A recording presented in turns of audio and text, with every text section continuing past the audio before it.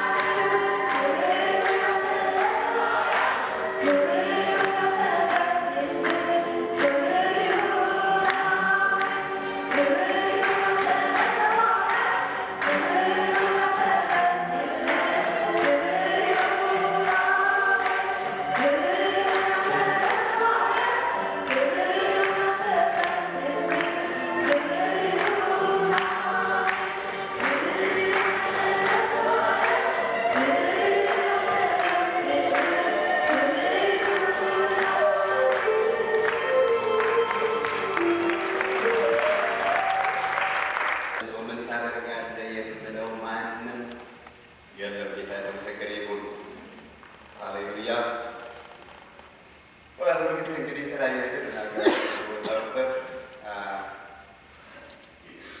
ዛሬ ብዙ ነገሮች በፊት የተመላለሱና ግን ጌታ አንድ ቃል በልቤ ላይ አስቀመጠ። መቼም በተከታታይ ደግሞ በዚህ በመካከላችሁ በኃላፊነት ሳገለግል ይህ አገልግሎት የመጨረሻ አገልግሎት እላችኋለሁ እንጂ ከተማ ነው ደግሞ ከዚህ ከተማ ርቀን ብዙ ኪሎ ሜትር ብዙ ሺህ ማይል መሄድ እርግጠኛ ነኝ። ጊዜ በልቤ እንደምትኖሩ እንደማገለግላችሁ ነው አውቃለሁ። ግን ዛሬ አንድ በልቤ ላይ ይመጣል። አንዳንድ ጊዜ የመጨረሻ ነገር ብዙ ታስታውሳላችሁ። እኔ ዛሬ 18 ዓመት ከኢትዮጵያ ስወጣ ለመጨረሻ ጊዜ አባቴ ያለኝ ቃል ትዝ ይለኛል። እንዲህ ቁር ብሎ አየኝና እግዚአብሔር ብቻ ከአንተ ጋር ይሆናል፣ ደስ አይበቅ ችን ያህል ገንዘብ አለኝና እስቲ በዚህ በመንገድ የተጠቀም አላለኝም፣ ግን እግዚአብሔር ብቻ ከአንተ ጋር ይሆናል። በቃ እግዚአብሔር ብቻ አባቴ የሰጠኝ ስጦታ ይሄ ነው። እግዚአብሔር ይመስገን። ጌታ የተባረከ ነው። ምን ልናገር እያላችሁ ነው? ታውቃላችሁ እግዚአብሔር እዚህ ሀገር ከመጣሁ ጀምሬ እያሳደገኝ ነው። ብዙ ነገር እያስተማረኝ ነው። የእግዚአብሔር ሰው ሁልጊዜ ያድጋል በጸጋ እኔም እንደሚያደግ ጸጋ ባቡ ያድጋል። የእግዚአብሔር ሰው ጊዜ ያድጋል። ወደዚህ ከተማ ስመጣ ሁላችሁም እስከ ዛሬ ድረስ ሳይ የነበረው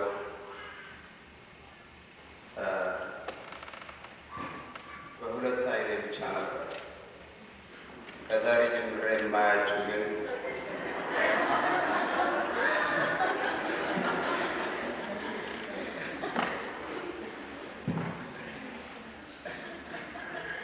በሕይወት ዘመን የምጠራው ነገር እኮ መነጽር ነው። ዶክተር መነጽር ካዘዘልኝ 5 ዓመት 6 ዓመት በላይ ማለት እኔ ግን አልጠግም ጭራሽ የምጠራው ነገር ብሎ የተናገሩ በመሀል እንትን እያሉ እንዴ የምሉት ነገር አለ ወይም ደግሞ እንደዚህ እያዩ እንዴ በቀደም አብርሃም መጣና ዳለ በቃ ፕሮፌሰር መሰል ዳጋ መነጽር ማድረግ ፕሮፌሰር ያደርገው ስንቱ አልቋል እና በቃ አሁን ከዚህ በኋላ ያው ደግነቱ መጨረሻ ላይ ነው። እግዚአብሔር ይመስገን። እስቲ እንጸልያለን ሁላችን።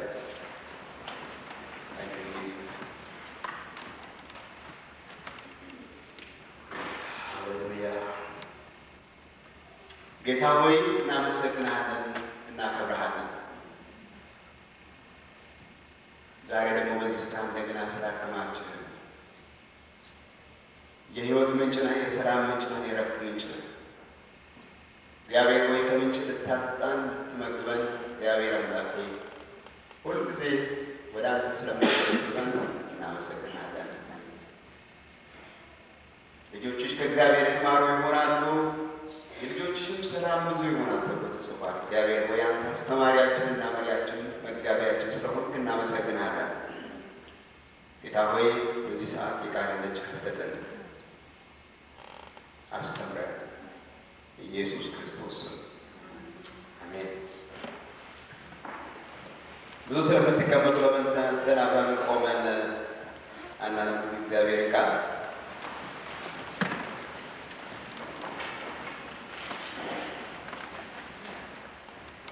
መነጽር ቤት አለ እንዳትሉኝ። ሁለተኛ ቆሮንቶስ ምዕራፍ 2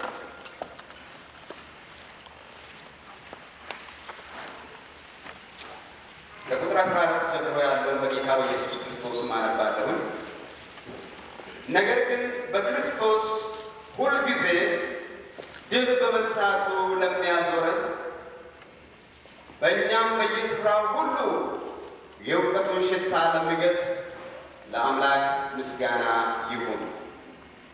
በምድኑቱና በምጠፉት ዘንድ ለእግዚአብሔር የክርስቶስ መዓዛ ነንና፣ ለእነዚህ ለሞት የሚሆን የሞት ሽታ፣ ለእነዚያም ለሕይወት የሚሆን የሕይወት ሽታ ነን።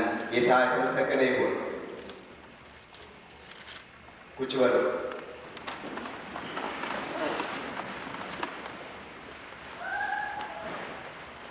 የድል ድምፅ በምን ርዕስ ላይ ነው የምናገረው?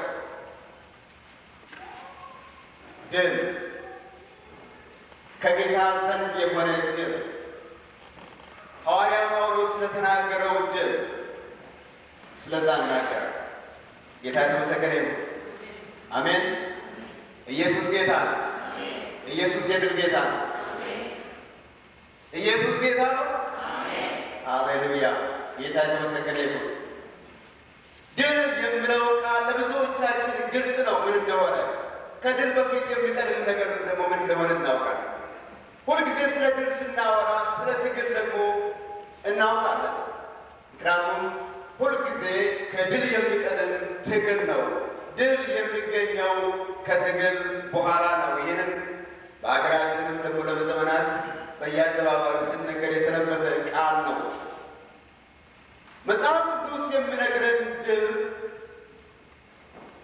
በሰዎችና በሰዎች መካከል ተካሂዶ ስለተጎናጸፉት ድል አይደለም።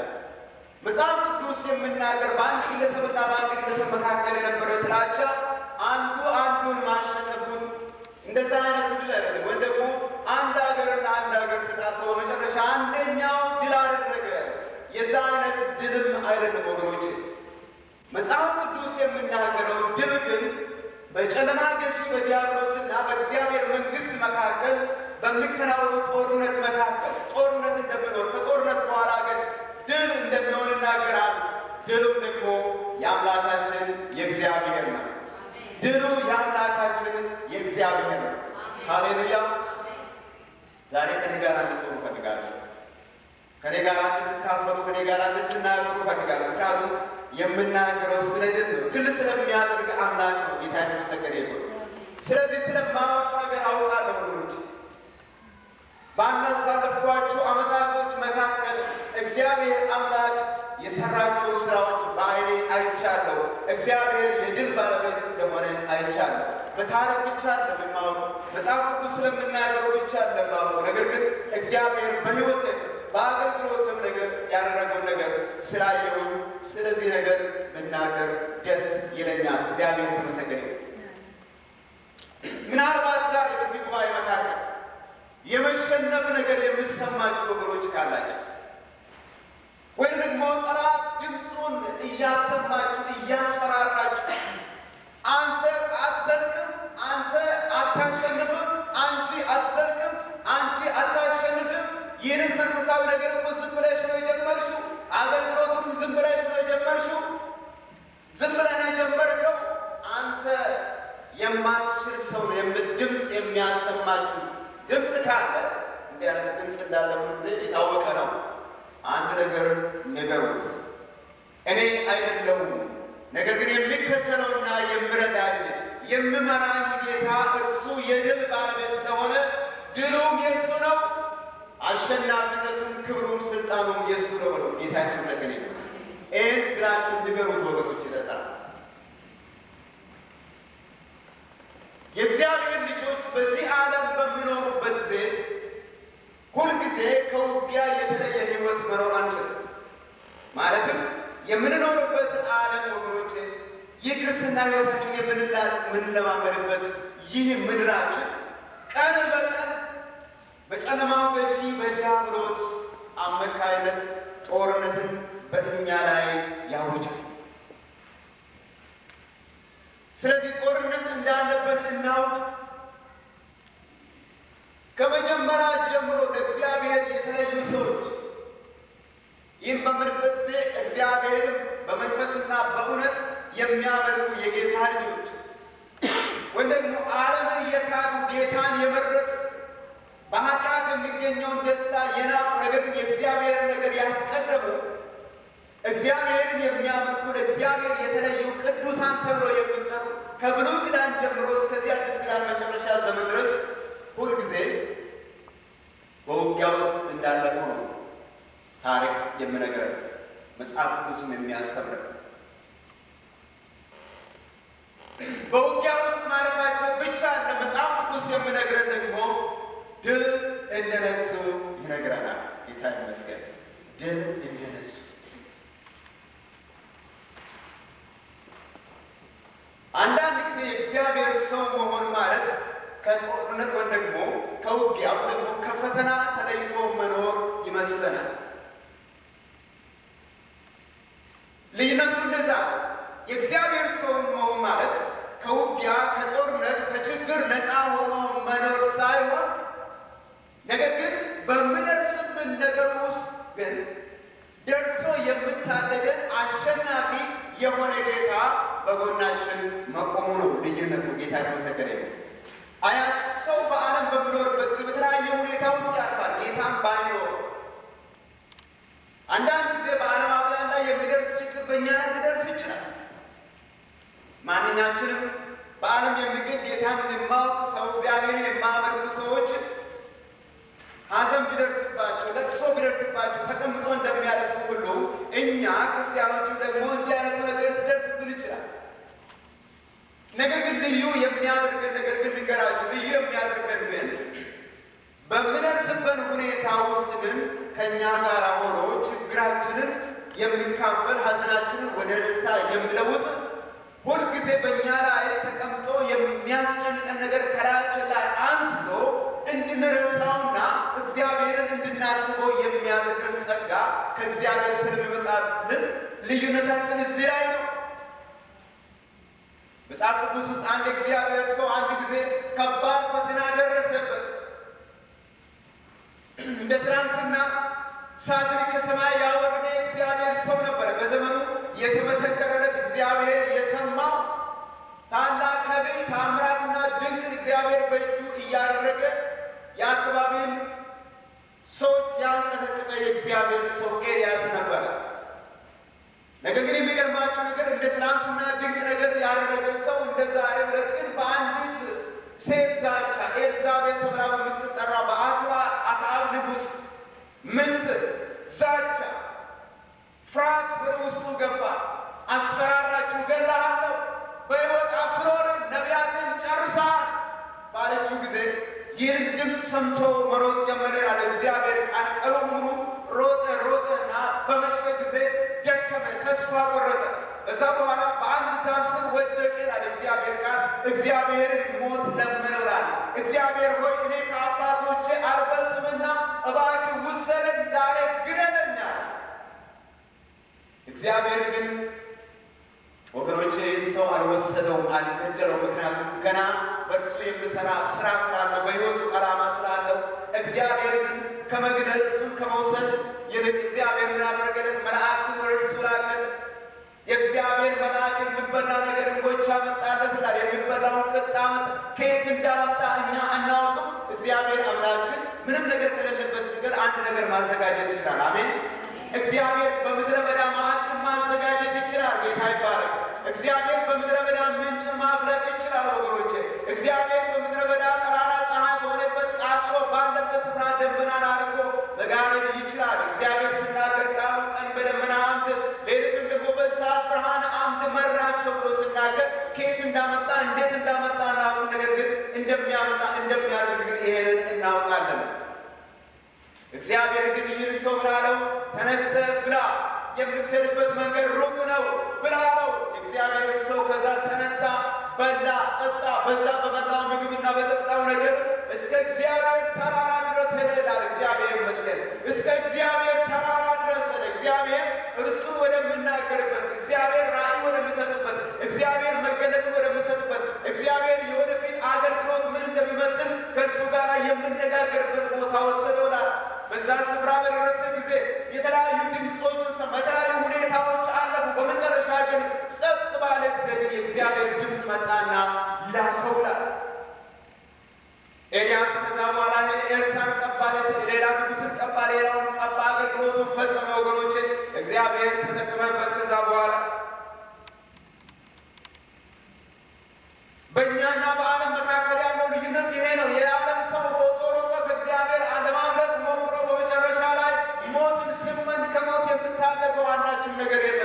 የተመኘውን ነገር ያገኛል። ምክንያቱም ከተመኘው ነገር ሊመልሰው የሚችለው አይደለም። ይህ ሕይወት ነው፣ ይህ ሞት ነው ብሎ የሚለየው ሰው ስለሌለ እግዚአብሔር በጎኑ ስለሌለ በዛው ይሄዳል። ወገኖች የእግዚአብሔር ሰዎች በብሉይ ኪዳን የምንመለከታቸው ብዙ ጊዜ ሰልፍ በእነሱ ላይ ሲሰለፍ ትመለከታላችሁ። የተለያዩ ነገሥታቶች ይላል ተጠራርተው ይላል 5 ሆኖ 6 ሆኖ 7 ሆኖ ይሰለፉባቸው ነበር ይላል። ነገር ግን በተሰለፉባቸው ነገር እግዚአብሔር ሀሳባቸውን ከንቱ ያደርግና ስንፍና ያደርግና እግዚአብሔር በአንድ ሰው ሕዝቡን በሚመራ በአንድ ታዳጊ የእስራኤልን ሕዝብ ነፃ እያደረገ ያዞራቸው ነበረ። ጌታ የተመሰገነ ይሁን። በሁለተኛ ዜና ምዕራፍ 20 ላይ የምትመለከቱት አንድ ቃል አለ። እዛ ላይ ምዕራፍ አንደኛ ዜና ምዕራፍ 1 ቁጥር 17 ጀምራችሁ ስታነቡ ይሁዳ ኢየሩሳሌም ሆይ ይላል፣ እናንተ በዚህ ሰልፍ የምትዋጉ አይደላችሁምና ይሁዳ እና ኢየሩሳሌም ሆይ ተሰለፉ፣ ዝም ብላችሁ ቁሙ፣ የሚሆነውን የእግዚአብሔርን ማዳን እዩ ብሎ ይናገራል።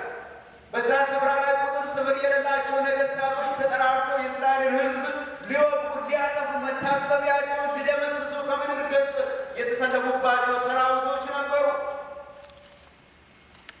ሕዝቡም ደነገጠ፣ ፈራ። በተለይ እግዚአብሔር ሰው የሕዝቡ መሪ የነበረ ኢዮሳፍጥ ሕዝቡን ጠራ።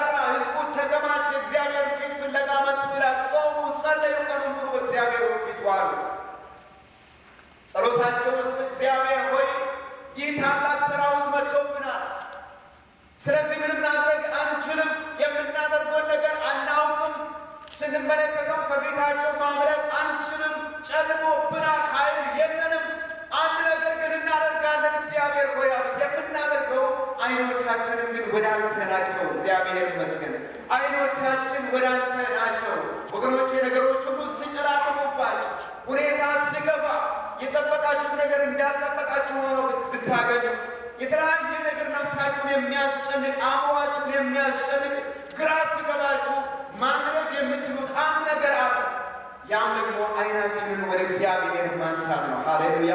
ዓይኑን ወደ እግዚአብሔር ያነሳ ሰው ወገኖቼ አይጠፋም። አሜን ትላላችሁ? አይጠፋም፣ አይጠፋም፣ አይጠፋም። እግዚአብሔር ይመስገን። እግዚአብሔር የታደገው ሕዝብ አይጠፋም። እግዚአብሔር የሚፈልግ ሕዝብ አይጠፋም። የምንኖረው በጣም ሴኩር የሆነ ዓለም ውስጥ አይደለም ያለ። ዘመናችን ከሁሉ የበለጠ የከፋ ዘመን ነው። ፍርሃት ምድራችንን ያጠቀለቀበት ዘመን ነው። የምንኖርበት አካባቢ ምን እንደሚሆን የማናውቅበት ዘመን ውስጥ ናለ ነው።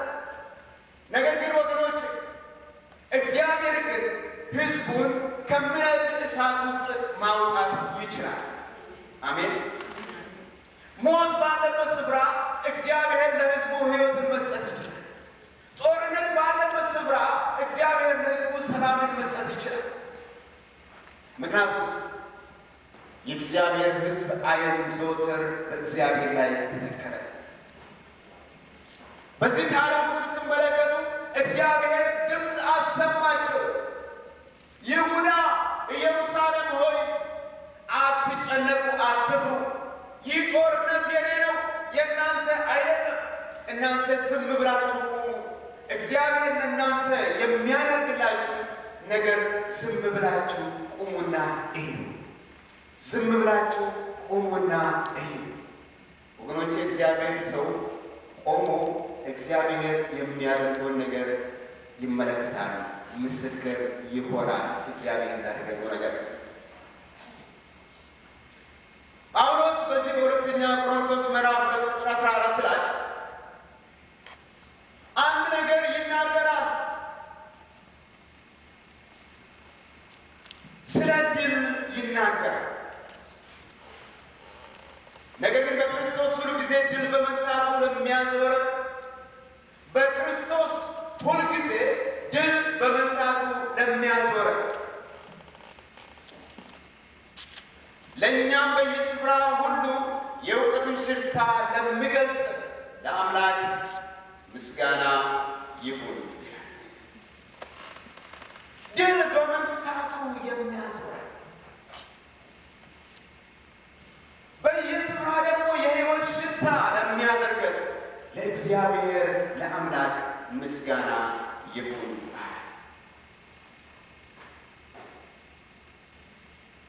እኔና እናንተ ወገኖች እግዚአብሔር የጠራን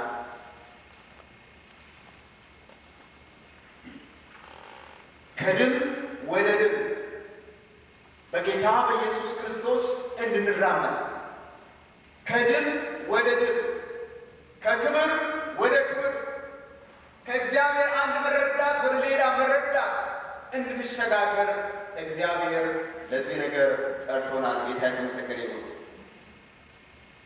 ኢየሱስ ክርስቶስ የድል ጌታ ስለሆነ ጳውሎስ በብዙ ነገር ውስጥ አለፈ። ወደ ጌታ ከመጣበት ጊዜ ጀምሮ ስንቶቻችሁ የጳውሎስን ታሪክ በተለይ በመልእክቶቹ ውስጥ እንደምትመለከቱን ያላው በተለይ በሐዋርያት ሥራ ወደ መጨረሻ ምዕራፍ አካባቢ ከምዕራፍ 20 ጀምሮ እስከ መጨረሻ ያለው በምታነቡበት ጊዜ ስለዚህ ስለተቀበለው የሕይወት ቃል የእግዚአብሔርን መንግሥት የእግዚአብሔርን ጸጋ እሱም ደግሞ የክርስቶስን ወንጌል ለዓለም ለማድረስ በነገሥታቶች ፊት በሌሎች ፊት እንዴት እንደቆመ፣ እንዴት እንደተቸገረ፣ እንዴት እንደታሰረ ታሪክ እንደምነግርን በመጨረሻ በሮም ከተማ በአንዲት እስር ቤት ውስጥ አንገቱ እንደተቆረጠ ታሪክ ይናገራል። ነገር ግን እውነት መሆኑን የምናውቀው በብዙ ስቃይ በዚህ ውስጥ እንዳለፈ እንመለከታለን። በእነዚህ ባለፉባቸው ነገሮች ውስጥ ወገኖቼ ከችግሮቹ ወጥቶ እፎይ ብሎ አሁንስ ፈተና የለብኝም፣ አሁንስ ውጊያ የለብኝም፣ አሁንስ የሚያሳድዱ ሰዎች ማሳደዳቸውን አቁመዋል፣ ከዚህ በኋላ የሰላም ኑሮ እኖራለሁ፣ ድል በጌታ ነው ብሎ አይደለም የተቀመጠ። ድሉ ግን በሚያልፉበት ሁኔታ ሁሉ ውስጥ ወገኖቼ ምስክርነቱን ሳቆም፣ ጌታን ማምለኩንና ማገልገሉን ሳቆም፣ ችግሮቹ ወደ ታች ሳይሉት እየረጋገጠ በኢየሱስ ክርስቶስም በአሸናፊነት ወደፊት ከሄደ በኋላ ምን አለ? ድል በመንሳቱ በክርስቶስ ኢየሱስ ለሚያዞረን ለእርሱ ምስጋና ይሁን። ጌታ የተመሰገነ ይሁን። አዎ ድል ወገኖቼ ከችግር አልፎ መቀመጥ አለበት። ወደ እኛን የሚያስቸግረን ነገር ጸጥ ማለት አይደለም። ነገር ግን ድል ሁኔታዎች እያሉ በሁኔታዎች መካከል በኢየሱስ ክርስቶስ ስም ሰንጥቆ ማለት ነው። ጌታ የተመሰገነ ይሁን። እበላለሁ፣ እጠጣለሁ፣ አጠፋለሁ ብሎ የሚያስፈራራ ሰይፉን ይዞ የሚቆም መሳሪያን ይዞ የሚመጣ በቃላት የሚያስፈራራ በፊታችን ለመቆም አሁንስ ከባድ ነው። ግድግዳው መጣስ አልችልም፣ ማቋረጥ አልችልም፣ ድልድዩም ተሰብሯል፣ ወንዙን መሻገር አልችልም፣ እግዚአብሔር ሆይ ያስፈራል ብለን ስንመለከተው ለጌታ ግን ታምነን ወደፊት ስንራመድ እግዚአብሔር ሁኔታዎቻችንን ከፍሎ ሃሌሉያ ሲያሻግረን በዓይናችን ማየት ድሉ ይሄ ነው። እግዚአብሔር የተመሰገነ ይሁን። ድል በመንሳቱ ያዞረናል። ሃሌሉያ። በየስፍራ ደግሞ የሕይወት ሽታ ነው የሚያደርገናል።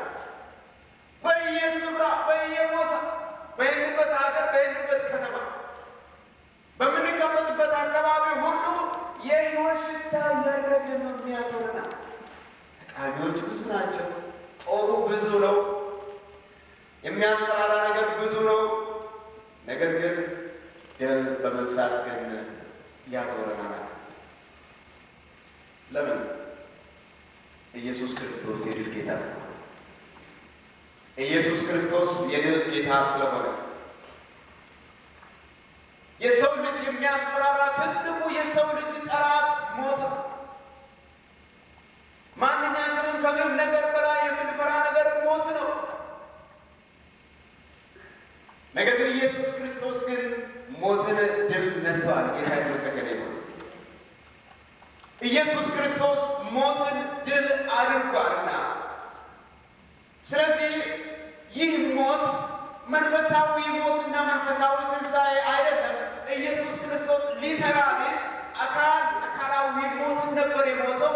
በአካል ደግሞ ከዛ ከሞት ተነሳና ቁስሉን አሳያቸው፣ እኔ ነኝ አላቸው። ይህ ያህል ስልጣን ያለው ጌታ ነው። ከሞትም ማስነሳት የሚችል ጌታ ነው። የእግዚአብሔር ሰዎች እኮ እምነታቸው እግዚአብሔር ከሞቱ ማስነሳት ይችላል።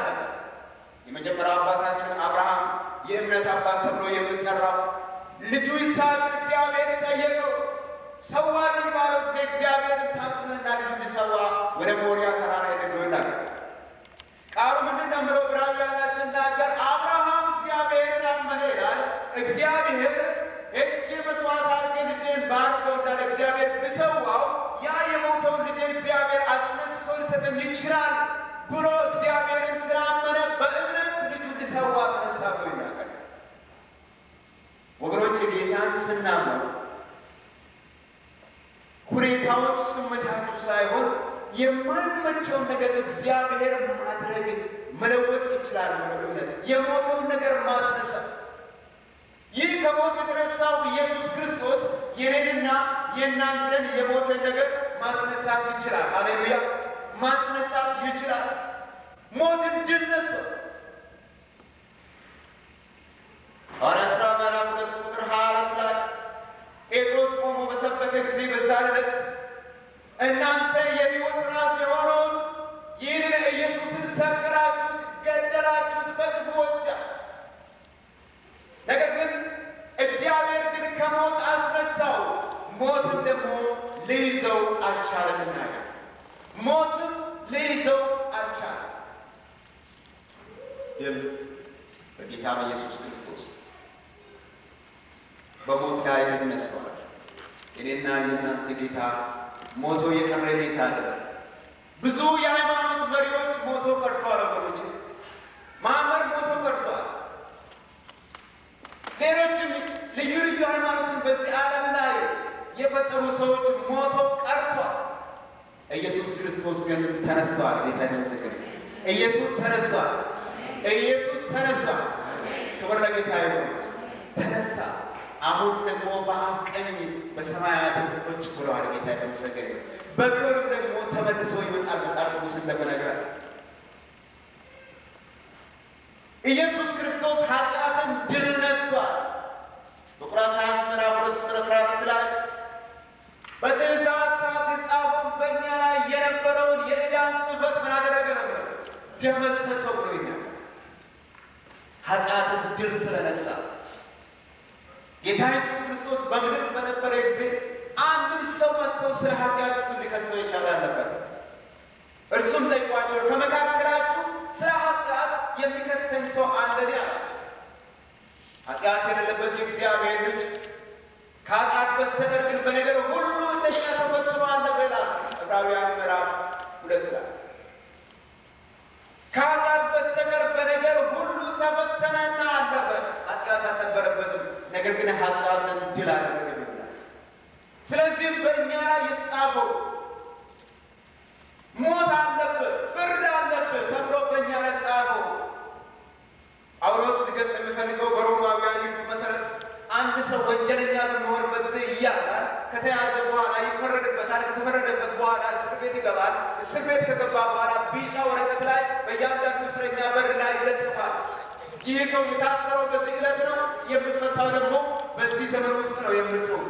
ስለዚህ እያንዳንዱ ሰው 10 ዓመት ከፈረደበት 1 ዓመት እዛ እስር ቤት ውስጥ ከተቀመጠ ከ9 ዓመት እንደቀረው ያውቃል። ስለዚህ ምንም ጥያቄ የለም። መቼ ትፈቱኛላችሁ የሚል ጽሑፍ የለም።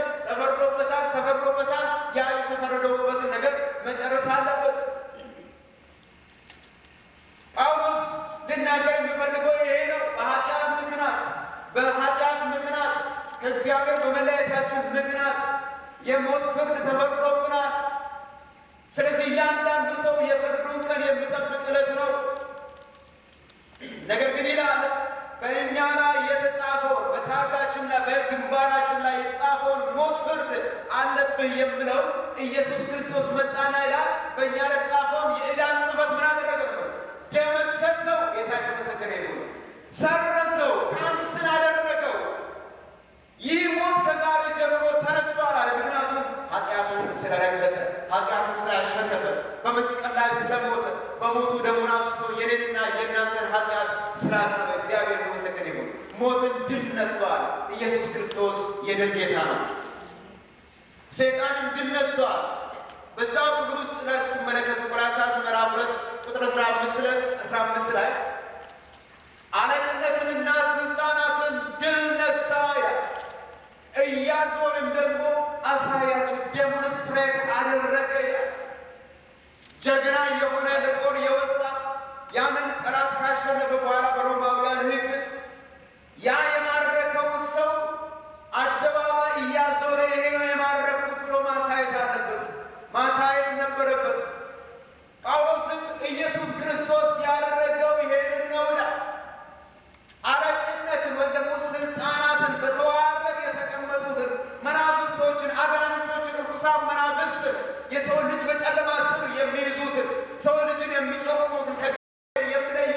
እነዛን በመስቀል ሞቱ ምን አደረጋቸው ይላል? ድል አደረጋቸው። እግዚአብሔር የተመሰገነ ይሁን። ድል ካደረገ በኋላ ዲያቆኖስ ጥሬት አደረገ። ስለዚህ ነፃ ናቸው። ከዚህ በኋላ ለእነሱ ሊሰለጥን አይችልም አለ። ወደ ሲኦል ወረደ። ቁልፉን ከእጁ ነጠቀው። የሰው ልጅ ነፃ እንደሆነ አበሰረ፣ ተናገረ። ኢየሱስ ክርስቶስ ጌታ የተመሰገነ ይሁን። ድል ነሳይ። የዚህ ድል ባለቤት የሆነውን ኢየሱስ ክርስቶስ ነው ጳውሎስ በዚህ በሁለተኛ ቆሮንቶስ ቁጥር 14 ላይ መናገር የፈለገው ወገኖች። ነገር ግን በክርስቶስ ሁልጊዜ ድል በመንሳቱ የሚያዞር በክርስቶስ ሁልጊዜ አንድ ጊዜ አይደለም፣ ሁለት ጊዜ አይደለም፣ 10 ጊዜ አይደለም፣ ነገር ግን ሁልጊዜ ድል በመንሳቱ ያዞረናል ይላል። እግዚአብሔር የተመሰገነ ይሁን። ስለዚህ ወገኖች ደስ አይላችሁ? የድል ባለቤት የሆነው ጌታ ነው በውስጣችን ያለው። አሸናፊ የሆነ ጌታ ነው በውስጣችን ያለው። በሄድንበት ስፍራ ሁሉ የድል ባለቤቶች እንድንሆን የሚያደርገን የክብር ጌታ ነው በውስጣችን ያለው። እግዚአብሔር የተመሰገነ ይሁን። ስለዚህ በደረስንበት ስፍራ ሁሉ ድል እናደርጋለን። ጌታ ይመስገን። በዘመኔ ያየሁት ይህን ነው ወገኖች።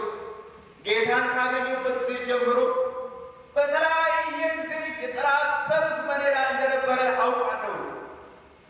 በተለያየ ሁኔታ ውስጥ በተለያዩ ዘመናቶች በተለያየ አይነት መልክ አልፎ ተርፎ በሕይወት እንዳለው እንኳን በስጋ ሊገለል የመጣበት ብዙ የጠላት መልእክተኛ ወደ ሕይወት መጥቷል።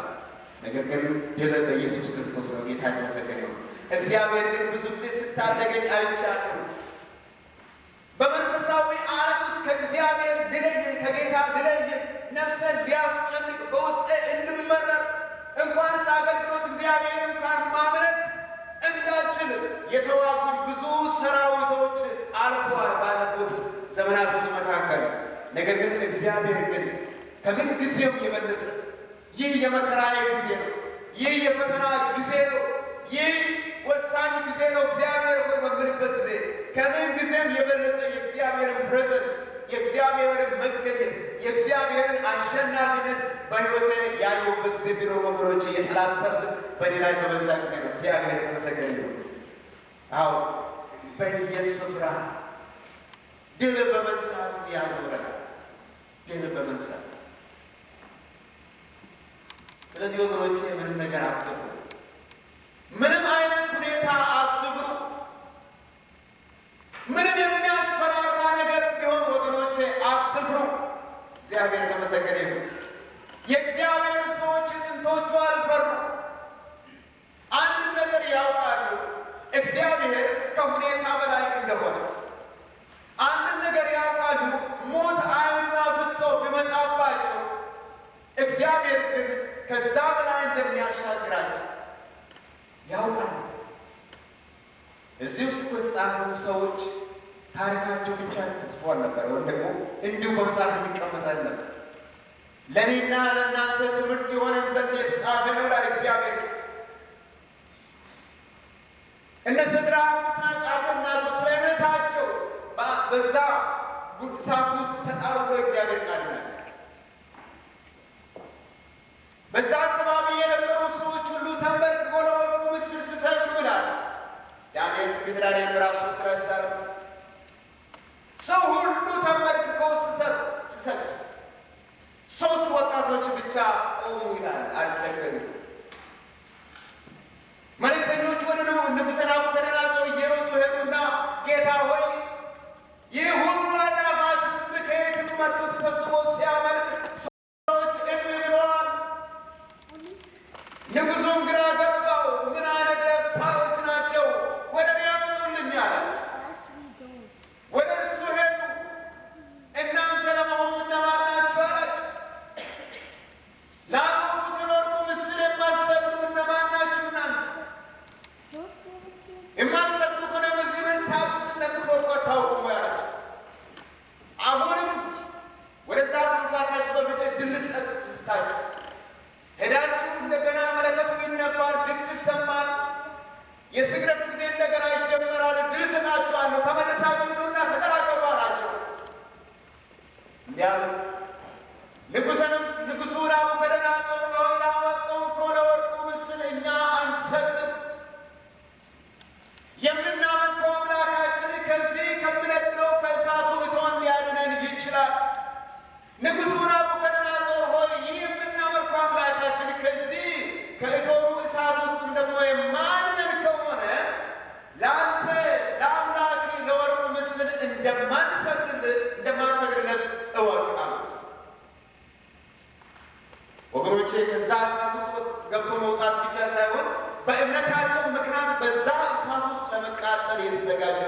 ነበሩ።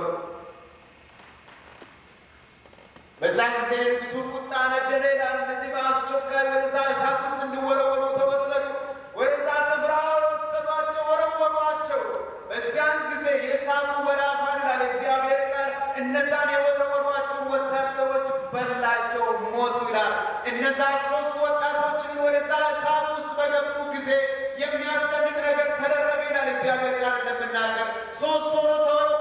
ነገር ግን 4 ሆኖ በዛ ውስጥ ይመላለሱ ነበር። ልብሳቸው እንኳን አልተቃጠለ ይላል እግዚአብሔር ቃል። በዛ ጊዜ ለንጉሡ መጡና ነገሩ። ንጉሡ 3 ሰዎች ወርውረን ነበር፣ እዛ ውስጥ ተወርውሮ ነበር። ነገር ግን 4 ሰዎች ሆኖ ተገኙ። እንዴት ነው ነገሩ? መጥቶ ሲመለከት እውነትም 4 ሰዎች ናቸው። 4ተኛው ያለ እግዚአብሔር ቃል የአማልክት ልጅ ይመስላል። ሃሌሉያ!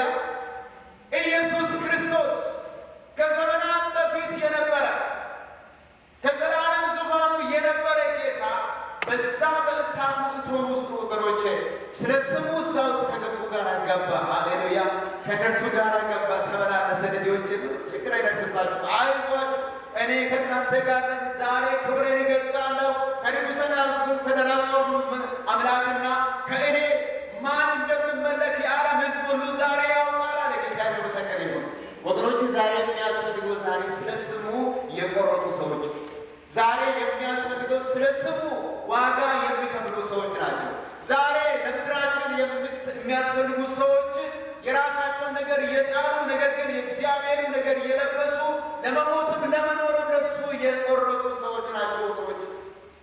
በዛን ጊዜ ንጉሡ ወደዛ ስፍራ ሄደ፣ ተመለከተ፣ አየ። በአስቸኳይ አስወጣቸው፣ ውጡ አላቸው። ወጡ።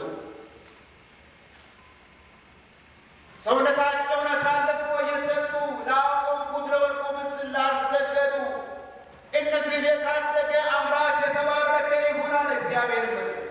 እኔም እንደዚህ የሚያድን ሌላ አምላክ አላየሁምና እኔም ለዚህ ንጉሥ ለዚህ አምላክ እሰግድለታለሁ አለ ጌታ። የተመሰገነ ይሁን።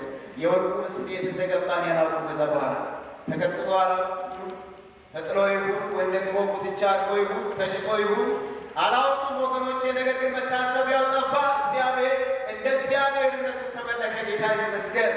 እዛ በተሰበሰቡ ሰዎች ፊት በ3 ሰው ምክንያት ከዓለም ገጽ ላይ ተሰብስቦ እየመጣ በዛን ጊዜ 127 ሀገር ላይ ይገዛሉ። በዛን ጊዜ የሚገዙ ነገሥታት ያ ሁሉ ሕዝብ ግን እግዚአብሔር መሆኑን አወቀ። እግዚአብሔር ይመስገን ወገኖቼ። ምንም ነገር አትፍሩ፣ የአንበሳን አፍ አትፍሩ። እግዚአብሔር ዳንኤልን ከአንበሳ አፍ አወጣ ይላል እግዚአብሔር ቃል። አንበሳ የሚባላ ነው ወገኖች። አንበሳ ምሕረት አያደርግም። የሚቆራረጥ ነው፣ የሚመጥ ነው፣ የሚገል ነው፣ የሚያጠፋ ነው። ነገር ግን እግዚአብሔር አምላካችን ግን የአንበሳን አፍ መዝጋት ይችላል ወገኖች። የአንበሳን አፍ መዝጋት ይችላል። የነፍስ ጠላት፣ የጽድቅ ጠላት ዘወትር ድምፅ ያሰማናል። የእግዚአብሔር ቃል ስናገር በአንደኛ ጴጥሮስ ምዕራፍ 5 ቁጥር 7-8 አካባቢ ስትመለከቱ ጠላታችሁ ዲያብሎስ እንደሚያገሳ አንበሳ ይዞራል፣ ያገሳል፣ የሚውጠውን ፈልጎ ነው ብሎ ያገሳል፣ እየዞረ ያባራል። ለምንድን ነው መሰላችሁ አንበሳ ድምፅ የሚያሰማው? ድምፅ ባሰማ ቁጥር ከብቶች ከበረት ውስጥ ይዘሉና ወደ ውጭ ይወጣሉ ከፍርሃት የተነሳ። በሚወጡበት ጊዜ ውጭ ንቃር ወይዛቸውና ደማቸውን ይመጣል፣ ስጋቸውን ይበላል መጨረሻ ላይ። ዛሬ ሰይጣን ድምፅ ቢያሰማችሁ ተስፋ አስቆራጭ ድምፅ ከማንም ይሁን ከማንም ወደ እናንተ ቢመጣ ወገኖቼ ዲያብሎስ ድምፅን በማሰማት ነው ልምምድ ያለው። ድምፅን እያሰማ ነው ተስፋ የሚያስቆርጥ። በማንኛውም ጦርነት ዓለም ውስጥ ከጦርነቱ የበለጠ ወገኖቼ ሰዎችን ትጥቅ የሚያስፈታ ነገር ቢሆን ድምፅ ነው። ፕሮፓጋንዳ ፖለቲከኞች እንደምናገሩት አስቀድሞ ድምፅ ያሰማሉ። መጣን ይላሉ። ኃይለኞች ነን፣ ታጥቀናል፣ ልንገላችሁ፣ ልናጠፋችሁ። የዛን ጊዜ ጉልበት ሁሉ ይበተናል፣ ሰው ሁሉ ይደክማል፣ ፈሪው ሁሉ ይሸሻል፣ መሳሪያውን ያስረክባል። ወገኖች ኢትዮጵያ ስደት በነበረ ጊዜ ትዝ ይለኛል። አስጨናቂ የጨለማ ጊዜ የሚመስልበት ጊዜ ነበረ። በተለይ በአንድ ወቅት መሞታችንና መኖራችን እርግጠኛ የማንሆንበት ጊዜ ነበረ። በኋላ አንድ ጊዜ አንድ ወንድም እየሮጠ መጣና አስፈራራን። ጠፍተናል፣ ነገር ሁሉ አልቋል። እቤታችሁ ውስጥ ያለውን መጽሐፍ ቅዱስም ሆነ ካሴት ከቤታችሁ አውጡና ወደ ሽንት ቤት ወርውሯል። ወገኖቼ ሕይወት ቀላል ነገር አይደለም። ይህንን እኔ እያየሁ ወደ ሽንት ቤት አልወረውረውም። በዚህ ምክንያት መቃጠል ቢመጣ እኔ ከዚህ ጋር መቃጠል መርጣለሁ። እግዚአብሔር የተመሰገነ ይሁን። ይህ ውሳኔ ደግሞ ከእግዚአብሔር የመጣ የእግዚአብሔር ፍቅር ነው እንጂ ወገኖቼ ከኔ የሆነ ብርታትም አይደለም። አዎ ሁኔታው ያስፈራል። ሰውየው ብዙ ጊዜ ወደ ቤቱ እንሄድና ካሴቶችን እንዋስ ነበር። ምክንያቱም ብዙ ሸልፉ የሞላው የእግዚአብሔር ነገር ነው። አይናችን እያየ ያለው ነገር ሁሉ ሽንት ቤት ውስጥ ከተተወቁት አዘን፣ ፈራ፣ ደነገጥኛ። እግዚአብሔር ሆይ አንተ ታውቃለህ። ወገኖቼ እኔ ልንገራችሁ፣ ያ ሰው መጥቶ እንዲህ ብሎ የነገረን ከሳምንት ሳምንት ስንጠብቅ የአንድ ሰው ቤት አልተፈተሸም፣ አንድም ሰው አልተጠየቀም። ይህንን መልእክት ያ ሰው እየሰማው ከዲያብሎስ ነው ብዬ ነው የማምነው። አያችሁ፣ ሰይጣን ስናገር እግዚአብሔር ቃል እንደምናገረው የውሸት አባት ስለሆነ ስናገር ከራሱ አውጥቶ ይናገራል። ፋብሪኬት ያደርጋል። ያልተጻፈውን ያነባል፣ ያልተነገረውን ያባዛል። ወገኖች ዛሬ በዚህ ቤተ ክርስቲያን ውስጥ እግዚአብሔር ሰዎች እንዳገለግሉ፣ እግዚአብሔር ሰዎች በነፃነት ጌታን እንዳመልኩ ይህም ቤተ ክርስቲያን የሚያጠቃና የሚያስቸግር ነገር ብኖር ወገኖቼ ያልተጻፈውን ነገር የሚያነቡ በአሰብሽን ወይም ደግሞ በሀሳባቸው የሚወጣ ወይም ደግሞ ይመስለኛል ከብሎ ሀሳብ የሚናገሩ ሰዎች ናቸው። አንዳንዶቹ ተናግረው ድል አግኝቷል። ነገር ግን ድሉ ግን በመጨረሻ ላይ የጌታ ነው። ሃሌሉያ! ጨለማ እንደ ጨለማ አይቀርም፣ ፀሐይ ይወጣል። ሃሌሉያ! ይጋለጣል። እግዚአብሔር የተመሰገነ ይሁን። ወገኖች ሰይጣን ድምፅ ያሰማል። በአንዱ ውስጥ ጆሮ ውስጥ ጥልቅ ያደርጋል፣ እንጀት ያደርጋል። ያኛ ደግሞ ወደዛኛ ያስተላልፋል፣ ይሄኛ ደግሞ ወደዛኛ ያስተላልፋል። ስለዚህ ሳታውቁት ጉባኤ በሙሉ ኢንፎርምድ ሆኖ ይቀመጣል፣ ሮንግ የሆነ ኢንፎርሜሽን። ምክንያቱም ከሰይጣን ከሚወጣ መልእክት ወገኖቼ የቱን ያህል ጠላት ቢያጓር በግል ደረጃ ሆኑ በቤተ ክርስቲያን በማህበር ሆኑ የሚያስፈራራ ሁኔታ ቢኖር አትፍሩ። ምክንያቱም የምናመልከው የምንከተለው የምናገለግለው ጌታ የድል ጌታ ነው። ሃሌሉያ! ኢየሱስ ክርስቶስ የድል ጌታ ነው። ሞትን ድል ነስቷል። ይህ የምናደርገው የድል ድምፅ ድል። ሃሌሉያ! እንዴት ደስ ይላል ወገኖቼ! ድል ማውራት ነው። በግላችሁ ስለ ድል ማውራት ብትጀምሩ ምን እንደምትሰማችሁ ታውቃላችሁ? ድል እንዳላችሁ፣ ባለፈው ጊዜ ድል እንደነሳችሁ በስሙ አሁንም ድል እንደምታጠሩ፣ ለወደፊትም በድል እንደምትኖሩ ይበራላችሁ። የመሸነፍ ነገር ማውራት ብትጀምሩ ወዳውኑ ሰይጣን ይመጣና ባለፈው ጊዜ እኮ ተሸንፈሽ ነበር፣ ባለፈው ጊዜ እኮ ተሸንፈ ነበር፣ አሁንም እኮ ተሸንፋል፣ ወደፊትም ተሸናፊ ትሆናለህ ይላቸው። አዎ ስትሉ ነገር ሁሉ ጭልምልም ይላል። ስለዚህ ወደ እናንተ መጥቶ ስለ ድል የሚያወቁ ሰዎች ትርጉም አይሰጣቸው። አንዳንድ ሰዎች በመንፈሳዊ ነገራቸው ሞቅ ብለው እሱ ነገር ስትናገሩ ሰምታችኋል። የጌታ ፍቅር እንዲሁ በቃ እግዚአብሔር እንዲያርጎ የጌታ ፍቅር ነው እግዚአብሔር። በዚያ ጊዜ እናንተ ያ ፍቅር በእናንተ ውስጥ ቀዝቅዞ ከሆነ ያ ሰው የሚያወራው ነገር ተረት ነው። ለእናንተ ስሜት አይሰጣቸው። አንድ ወቅት ግን ራሳችሁን እዛ ቦታ ብታገኙ ግን ምን ማለት ጀምራላችሁ? እንደዛ ሰው ማውራት ጀምራላችሁ። ወይም ደግሞ ያ ሰው ምልክት ሲያወራ የነበረው እንዲህ ነው ትላላችሁ። ሃሌሉያ!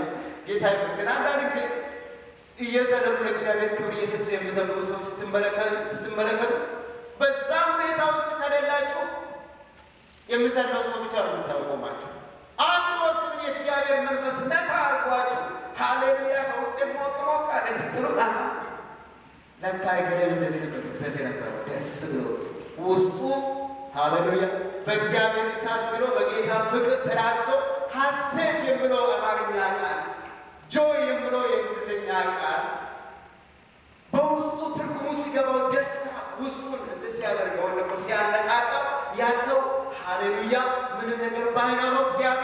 ይመስገን ማለት ጀመረ ወገኖች።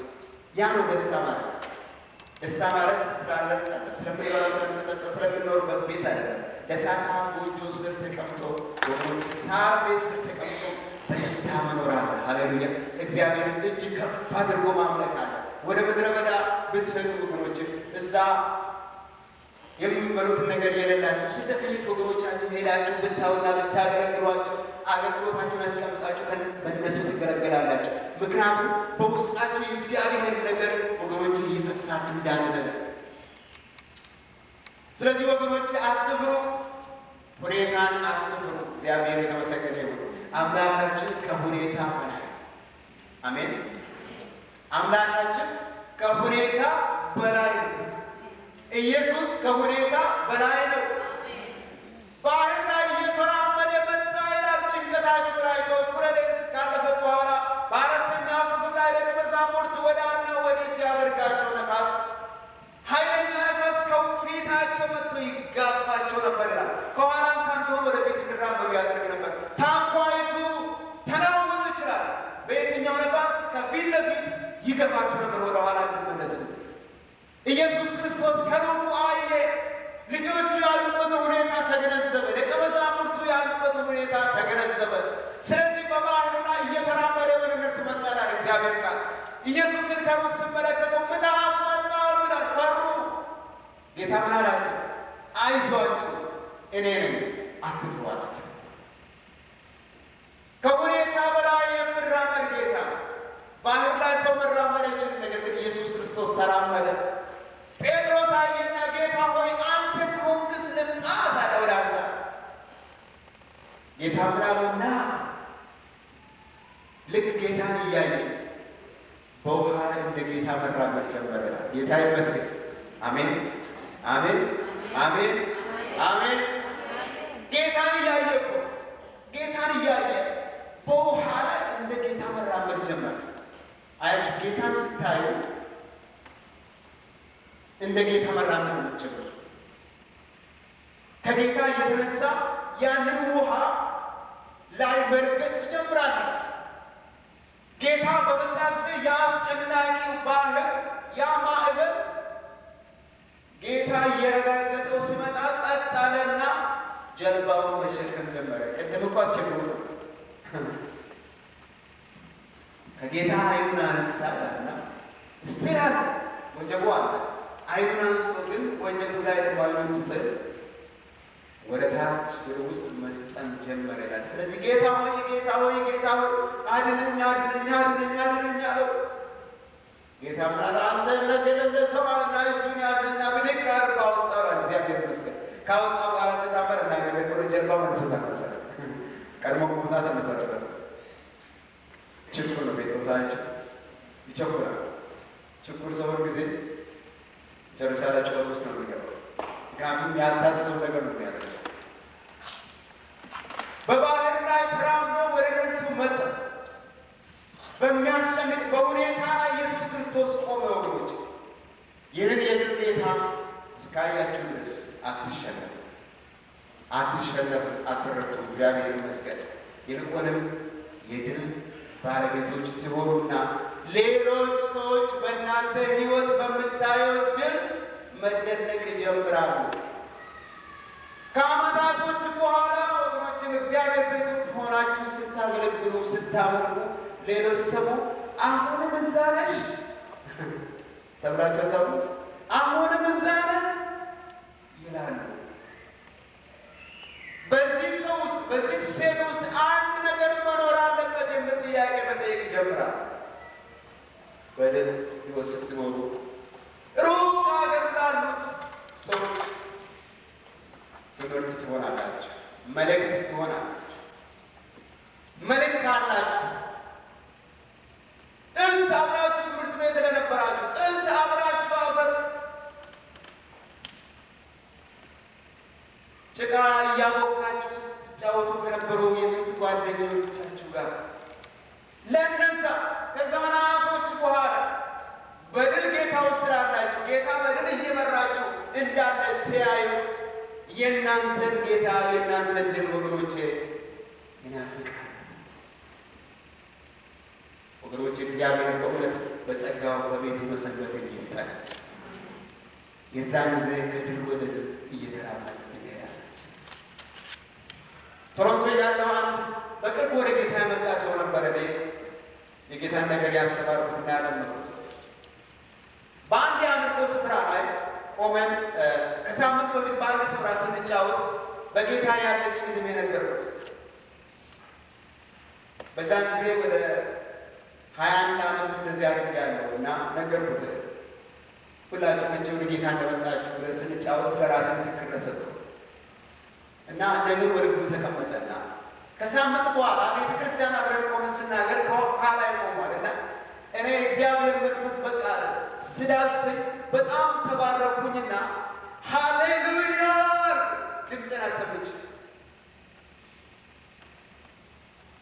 ይሄ ሰው ማምለኩን አቆመና አንድ ነገር ማሰብ ጀመረ። እኛ አዳዲስ ክርስቲያኖች ወደ ጌታ ስንመጣ የእግዚአብሔር መንፈስ ልባችን ነክቶ አዲስ ፍቅር ይባላል። ከ20 ዓመት በኋላም ለካ እንዲሁ እንደ አዲስ ክርስቲያን ሞቅ ባለ አይነት ነገር እግዚአብሔር ማምለክ አለ እንደ የምን ጥያቄ ራሱን ጠየቀና በአንድ ስፍራ ቁጥር ስንናገር ባለፈው ጊዜ እኮ እዛ አምልኮ ስፍራ ላይ አንተ ሃሌሉያ ስትል አንድ ነገር በውስጥ የገባ ምንድን ነው የገባ? እንዴት ከዓመት በኋላ ሰው እንደኔም ዛሬ እንደምለው አዲስ ክርስቲያን ሞቅ ባለ ሁኔታ እንደምለው እንዴት ማለት ይቻላል ብዬ ለካ ከዓመት በኋላ እኔም እንደዚሁ ሃሌሉያ ማለት እችላለሁ ማለት ነው። እግዚአብሔር አታውቁም። አንዳንድ ጊዜ እንዴት በእናንተ ሕይወት ውስጥ ያለው ድል ወደ ሌላ ሰው እንደምትላለፍ አታውቁም። ሽንፈትና ስንፍና ድካም በቀላሉ ከአንድ ወደ አንዱ መተላለፍ ይችላል። በቤተ ክርስቲያን ውስጥ እንኳን አንድን ነገር ስንት ማቃለሉ በጣም ይቀላል። ከባድ የሆነው ነገር ማሰብ ግን ወይ ደግሞ ከባድ የሆነው ስራ ለሰው ትንሽ አስቸጋሪ ነው የሆነው ነገር መስራት ከባድ ነው። ሲምፕሊፋይ ማድረግ ብንችል ሁሉም ሰው ደስተኛ ነው የሚሆነው።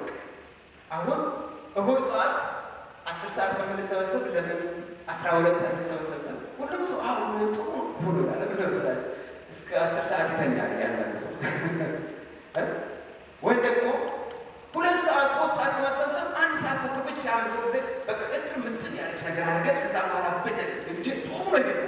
ከዛ ወጥቶ ማግሮና ላይ ይበላል።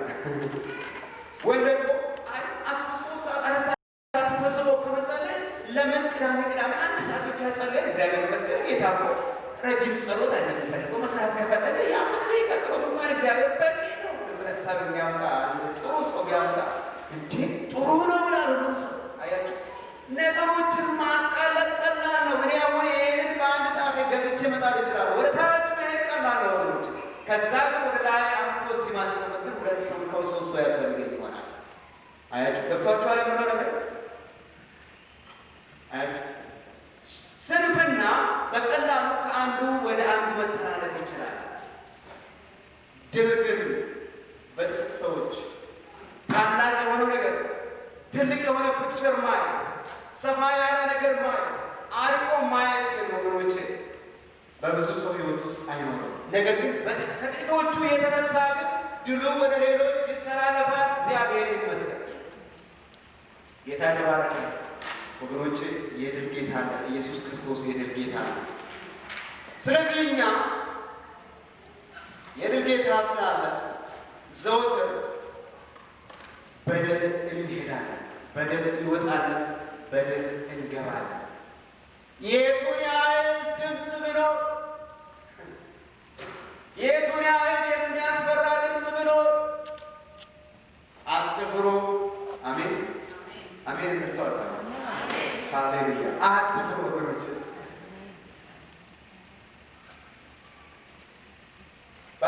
በ1978 በፈረንጅ አቆጣጠር እንግዲህ በቃ መዝሙር በጣም ወዳለሁ እና መዝሙር መጻፍ ፈለኩ እና ወደ አንድ መደብር ሄጄ እንደ አይነት ደብተር ገዝቼ መንገድ ቀጠለ ወደ ገጠር እየሄድኩ ከሳምንት በፊት ግን አንድ ሰው የሆነ ድምፅ አሰማኝ። አስተማሪ ነው ዘመኔ ስማን ኢየሱስ ኢየሱስ የምትለውን ነገር ቶሎ ብታቆም ጥሩ ነው። በቅርቡ በአብዮቱ ሰይፍ ትመነጠራላችሁ። እንግዲህ አንገታችሁ ይቆርጣል። ሁላችሁ በቅርቡ ስልጣን እንደው ከዋናው ከዲያብሎስ መልእክት ተቀብሏል መሰለኝ እንዲያደርጋሉና ድል ነገራቸው ያደርገኛ። በኋላ ያንን ደብተር ገዝቼ መንገድ ሲሄድ ያ ድምፅ መጣ። ያችሁ መጥፎ ነገር ነው።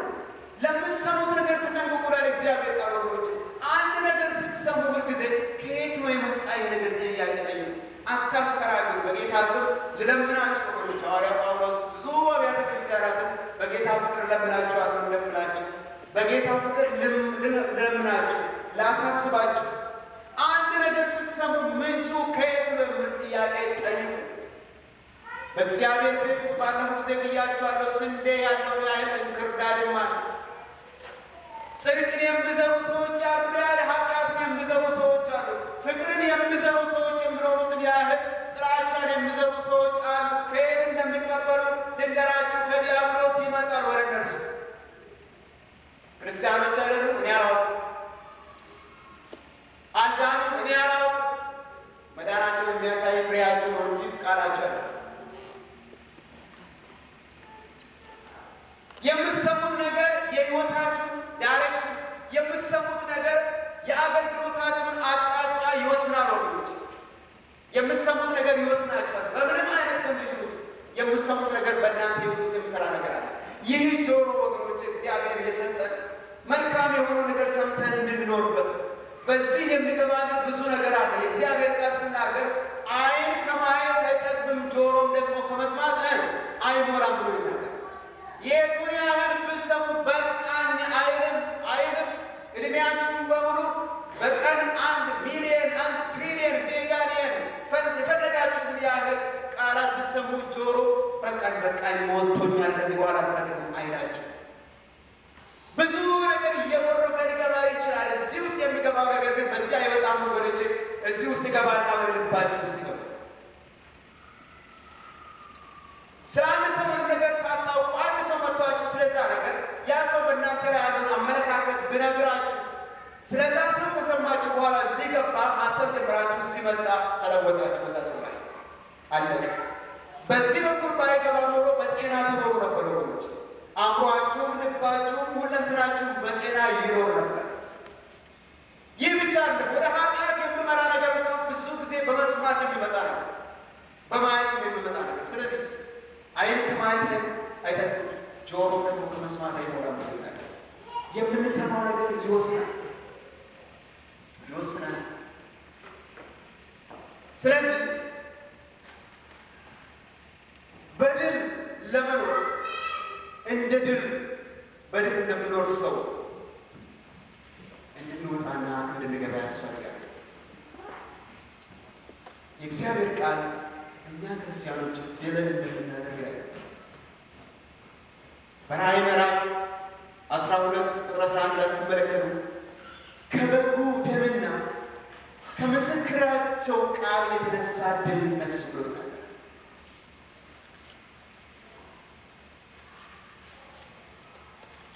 ከበጉ ደም የተነሳ ድል ነሱ። በጊዜው የምናገረው በዛን ጊዜ በዛ በመከራ ዘመን ወደ ጌታ የሚመጡ አይሁዳውያን አሉ። ስለዛ ነው የምናገረው።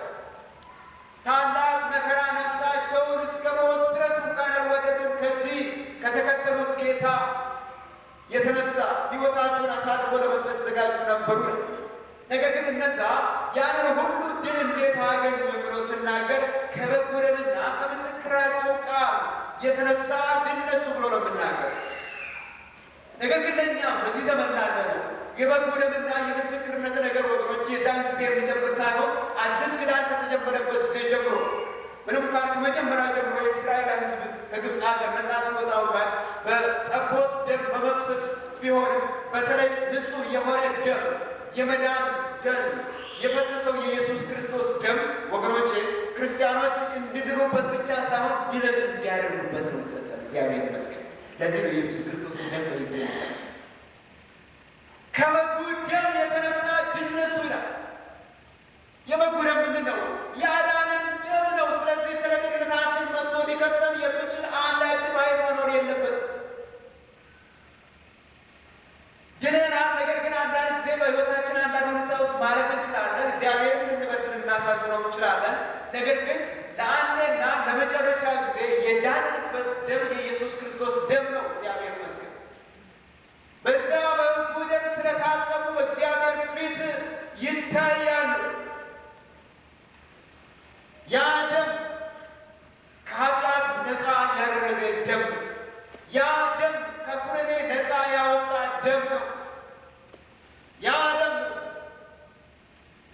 በአሸናፊነት እንዲወጡና እንዲገቡ የሚያደርግ በግንባራቸው ላይ የታተመ የእግዚአብሔር ማህተም።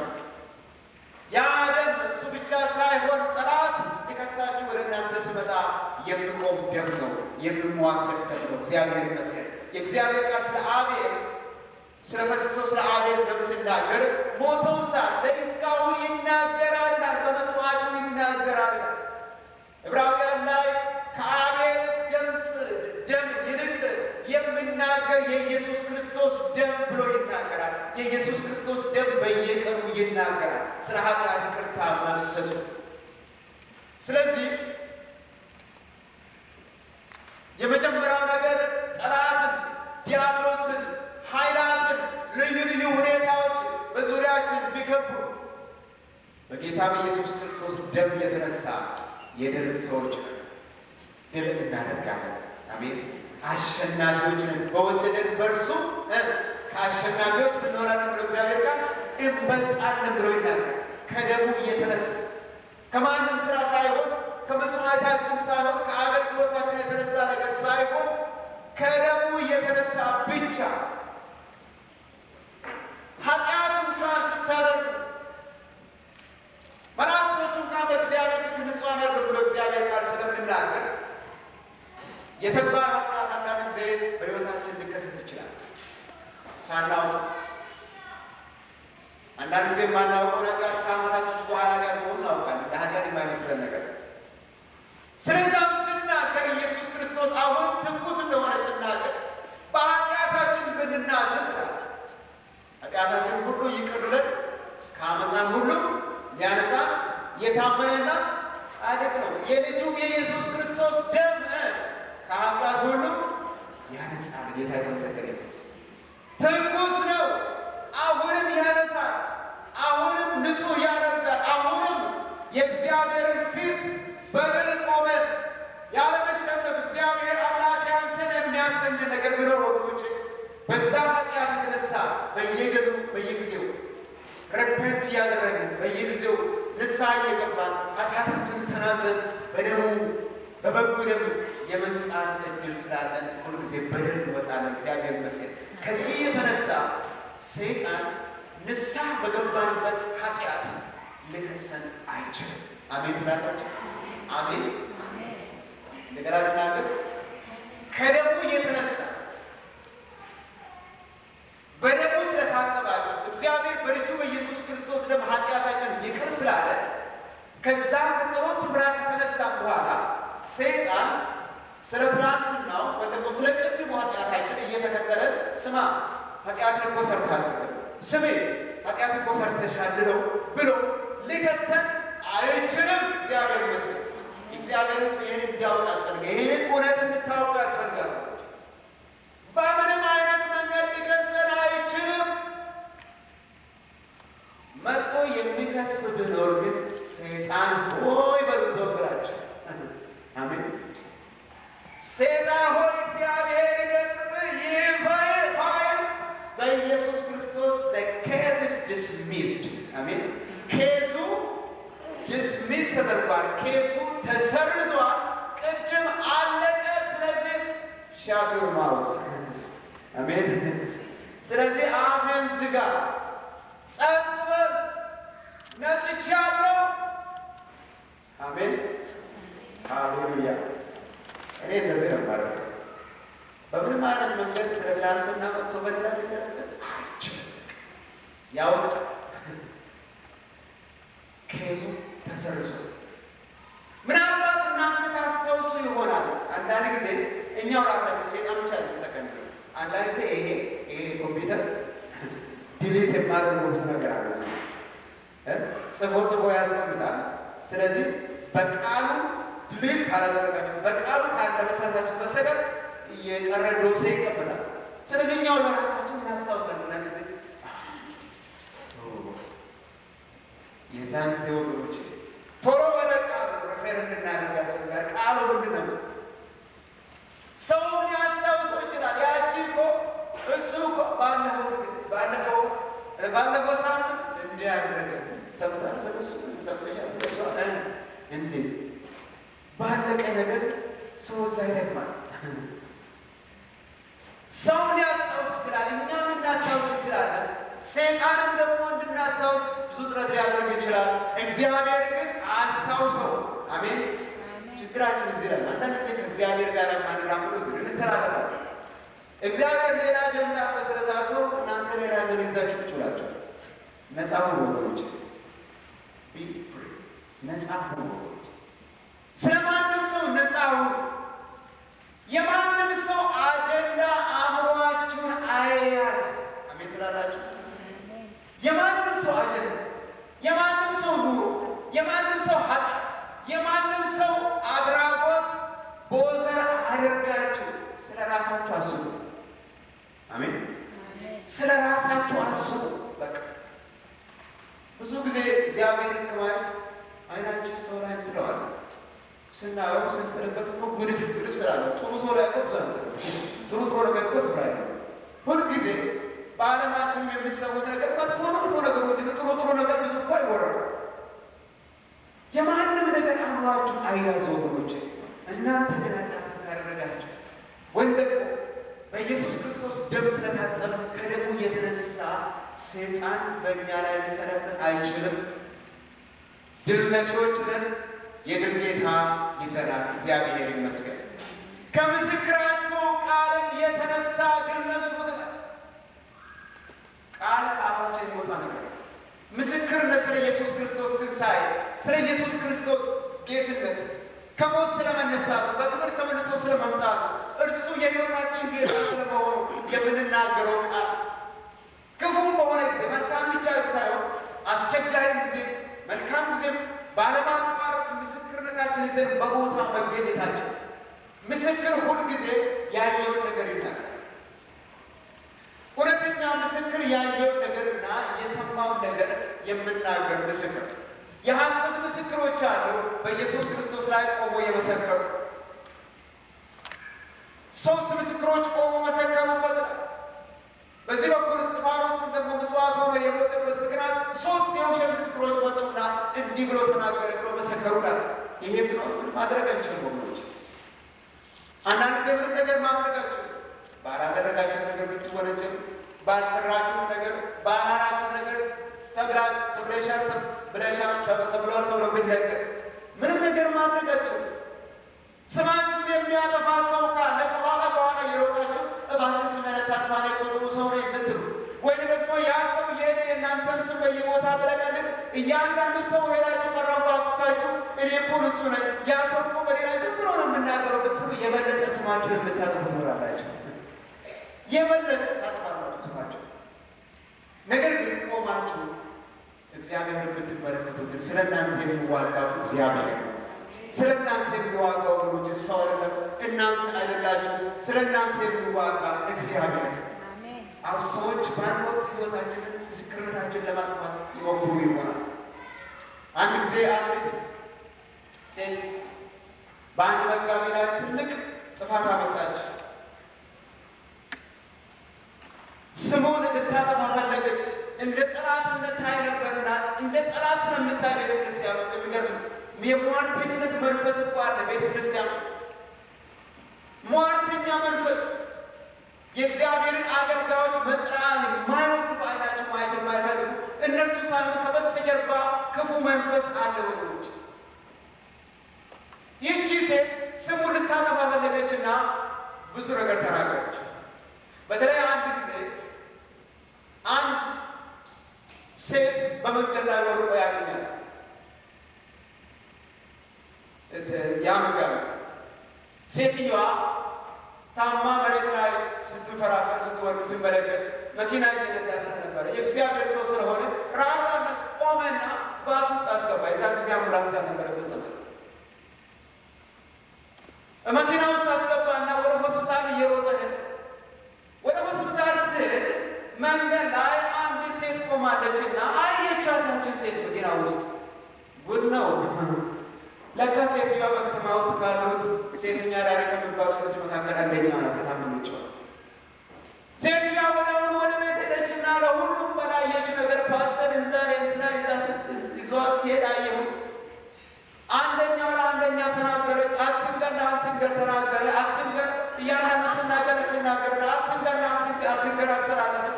አትንገር ለአትንገር አስተላለፈች። አትንገር ለአትንገር ተላለፈና ጉባኤ በሙሉ ሙሉን ታረ በዚህ ሮንግ ኢንፎርሜሽን ፓስተሩ ወደ መድረክ ላይ ቆሞ ሰብክረው ሰው ሁሉ ተሞልቷል በነገር አመንዝራ ማሰር የሚያሳዝን ነገር ነው። እዚያን ጊዜ ነገሩ አሁን ወደ አሁኑ ከአገልግሎት አሰናበቱት። ቁጭ በላ ምን ማድረግ አይችልም፣ መቀመጥ አለ። ከዚች ሴት ቃል የተነሳ በዛን ጊዜ ነገሩ ሲጣራ ይህ ሰው እውነቱን ተናገረ። የደረሰበትን ነገር ሁሉ ያደረገውን ነገር ሲናገር ነገሩ ሲያወጡ ሲያወርዱ ሴትዮዋ ሐሰትን አደረገች። ደነገጠች፣ ፈራች። ከዛ በኋላ መጣችና ወደ ፓስተሩ ፓስተር በድያለሁ፣ አሳዝኛለሁ፣ ከአገልግሎት ለመሰናበት ምክንያቱም እኔ ነኝ፣ ይቅር በለኝ አለች። እኔማ ይቅር ባለች ምን ማድረግ እችላለሁ? እግዚአብሔር ሰው ይቅር ማለት አለበት። ቃሉ ይቅር በሉ ይላል። ነገር ግን ከአፍሽ የወጣው ነገር መመለስ አይችልም። በተመሳሳይ ችግር ያጋጠመው ሌላ ፓስተር ነበር። እንዲሁ አንድ ሴት እሱንም በምስክርነቱን ካበላሸች በኋላ ነገሩ ውሸት ሆኖ ሲገኝ ወደ እሷ መጣችና ሆን ብዬ ነው ተናገርኩት፣ ስሜን ላጠፋ ብዬ ነው እንዲያደረግኩት፣ በእግዚአብሔር ፊት በድያለሁ፣ እግዚአብሔር በመንፈስ ወቅሶኛል፣ ይቅር በለኝ አለች። ለዚህ ጉባኤም ተናገርልኝ አለች። በኋላ ፓስተሩ ምን ያደረገ ሄደሽ ዶሮ እረጅ ያላት ቤቷ ሄደችና ዶሮ አረገች። የዶሮውን ላባዎችን በሙሉ ሰብስበሽ አምጪልኝ አላት። ሁሉንም ላባ ይዛለች። ከዛ በኋላ አሁን እቺና እነዛን የዶሮ ላባዎች በየመንገዱ በየኮርነሩ አንድ እየጣልሽ ሁሉን አዳርሽና ባዶችሽን ያለ እንዲሁ አድርጋ ተመልሳ መጣች። አሁን ደግሞ ተመለሽና የበተንሻቸው እነዛን የዶሮ ላባዎች ሁሉ አንድ ሳይቀር እየለቃቀምሽ አምጪ አላት። ከየት ይገኛል? እኔ ላገኘው አልቻልኩም አለች። በቃ ከአፍሽ የወጣ ነገር ልክ እንደዛ ዶሮ ላባ በእያንዳንዱ ስፍራ ተበትኗል። ልትሰበስቢው አትችይም። እኔ ይቅር ብዬሻለሁ፣ ነገር ግን ከአንቺ አፍ የወጣው ግን ቀረ። ወገኖቼ ለምንናገር ነገር እንጠንቀቅ፣ ለምንሰማው ነገር እንጠንቀቅ ብያችኋለሁ። ከየት መጣ ብላችሁ ጠይቁት። በቤተ ክርስቲያን ውስጥ የሚከናወን ነገር ካለ ማን ነው ይሄን ሀሳብ ያመጣ ብላችሁ ጠይቁት። አንዳንድ ጊዜ በእግዚአብሔር ውስጥ በመሪዎችና በመንጋ መካከል የሚቆሙ ሰዎች ይነሳሉ። ይህ ነገር ከመሪዎች ነው የመጣውስ ደግሞ ከአንተ ነው የመጣ ብላችሁ ጠይቁት። ያን ሰው የእግዚአብሔር መንጋ አንድነት የሚበጠብጥ የሚከፋፈል መንፈስ ወገኖቼ ከእግዚአብሔር አይደለም። የእግዚአብሔር መንፈስ የእግዚአብሔር ሕዝብ አገልጋዮቹና ሕዝቡን አንድ የሚያደርግ የአንድነት መንፈስ ነው እንጂ ልብ ለልብ የሚያሻክር መንፈስ አይደለም። እግዚአብሔር የተመሰገነ ይሁን። የእግዚአብሔር መንፈስ የፍቅር መንፈስ ነው ወገኖቼ። በዚህ ስፍራ መካከላችሁ 6 ዓመት አገልግያችኋለሁ። ይህ ቤተ ክርስቲያን ከዚህ በኋላ የበለጠ ዘመን እንድመጣለት እጠብቃለሁ። የበለጠ ዘመን፣ የበለጠ የበረከት ዘመን፣ የበለጠ የአንድነት ዘመን፣ የበለጠ የፍቅር ዘመን፣ የበለጠ የእግዚአብሔር ክብር የሚወርድበት ዘመን፣ የበለጠ ከተማችንን የምንደርስበት የእግዚአብሔር ስራ በታላቅ ኃይል የምንሰራበት ዘመን እንድመጣ ጸሎቴና ምኞቴ ነው። እግዚአብሔር ይመስገን። ይህን እንድነግራችሁ እፈልጋለሁ። ነገር ግን እንደ እግዚአብሔር ጉባኤ እንደ እግዚአብሔር ሕዝብ ግን በትኩረት የመንፈስ አንድነትን የሚያውቅ ነገር ከምንም በምንም አይነት አቅጣጫ ይምጣ፣ መልካም ነገር መስሎ ይምጣ፣ ሕዝቡን ልብ የሚከፋፍል ነገር ከሆነ ግን እያንዳንዱ የሕዝብ ቤተ ክርስቲያን አባል አለርት መሆን አለበት። እግዚአብሔር ይመስገን። አንድነታችንን መጠበቅ አለብን። ምስክርነትን የሚያበላሽ ነገር እንዳይነሳ ግለሰቦችን ለይተን እንድናውቅ ያስፈልጋል። የመንፈስ አንድ ምስክርነታችን ወገኖችን ምስክርነት ከበጉደም የተነሳና ከምስክራቸው የተነሳም ድል ነሱ ይላል። ጠላት አንዳንድ ጊዜ ሲመጣባችሁ ምስክርነታችሁን ልፈትን ነበር። ድሮ የምትናገረው ነው ዛሬ የምትናገረው ወይስ ቀይሯን የምን ለመስማት ነው የሚባለው? ትናንትና በችግር ጊዜ ቆሜ ጌታን ስታመልክ እንደነበረ ኢየሱስ ክርስቶስ ጌታ ነው እንዳልክ ዛሬ በአንዳንድ ነገር ስትፈታተን ጸራ ስፈትን ዛሬም ያንን ትላለህ ወይ ነው በርን የሚያንኳኳ ዛሬ ኢየሱስ ጌታ ነው። ሃሌሉያ! በስፍራ ሁሉ በዘመን ሁሉ ኢየሱስ ክርስቶስ ጌታ ነው። ጌታ የተመሰገነ ይሁን። ድል የድለሽ ድምፅ ድል በመንሳቱ እንደሚያዝ በየስፍራ ሁሉ የሕይወት ሽታ ያደርገን ለእግዚአብሔር ክብር ይሆንለታል። እግዚአብሔርን አከብራት ወገኖች። እግዚአብሔር በዘመናት መካከል ስላደረገልን ነገር ነው። በዘመናት መካከል እግዚአብሔር በተለያየ ሁኔታ ውስጥ ሳር እጆችን ይዞ ስለመራኝ እግዚአብሔርን አከብራት። በመካከላችን እግዚአብሔር በዚህ ቦታ ሳገለግል ደግሞ በልዩ ልዩ ሁኔታ ውስጥ አልፌያለሁ። ላካፍላቸው የማልችላቸው ብዙ ነገሮች አሉ። ግን እግዚአብሔር ግን የድል ጌታ ነው። ኢየሱስ ክርስቶስ ጌታ ነው። ሃሌሉያ! ሁልጊዜ ጌታ ሆኖ